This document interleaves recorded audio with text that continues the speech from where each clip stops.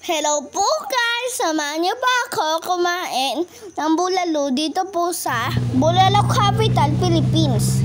Dito lang po ito sa Nasugbo Highway, Tagaytay City. At ito na po ang first floor.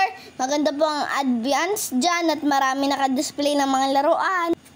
Pero po, dito po kami sa second floor nag-decide kumain.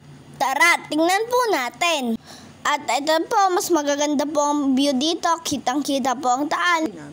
At naghahanap na po kami ng magandang spot na pagkakainan. At ito po ang napili namin. At umorder po muna kami. At ito na po, ang ganda po ng view dito. May helicopter pa po. At ito na po, dumating na po ang order namin bulalo at tawilis. Sobrang init pa. At ang crispy ng tawilis. Siguro po sa bulalo kahit bungal makakakain po nito.